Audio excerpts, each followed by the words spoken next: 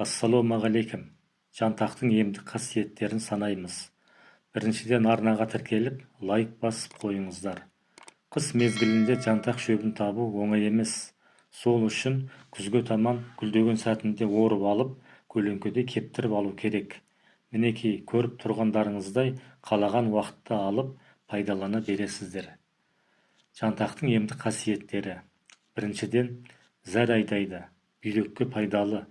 Жантақ қайнатпасы бүйректегі тұздар мен тасты шығаруға көмектеседі. Несеп жолдарын тазалайды. Цистит, уретрит, піскен ісікті азайтады. Зәрдің жүруін жеңілдетіп, ісінуді басады. Асқазан ішек жолдарын жақсартады. Ауыз арқылы ішкен жантақ суы ас қорытуды жақсартады.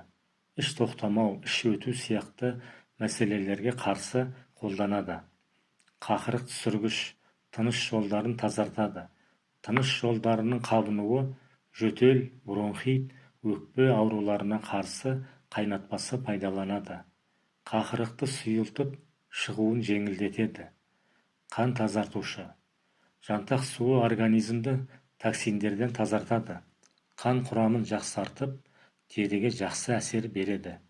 Тері жараларына, жарақатқа ем. Жантақтың езбесі не қайнатпа суы жара, безеу, іріңдеген жерлерге жағылады. Антисептік қасиеті бар. Жараның жазылуын жылдамдатады. Қан тамыр ауруларына. Тамырларын нығайтып, жүрекке түсетін салмақты жеңілдетеді. Қан қысымын тұрақтандыруға ықпал етеді. Қолдану тәсілдері. Бір ас қасық жантақты бір стақан қайнаған суға салып, 15-20 минут тұндырады. Күніне 2-3 рет ішеді. Сыртқа жағу үшін қайнатпасын мақтаға сіңіріп, жара немесе қабынған жерге басады.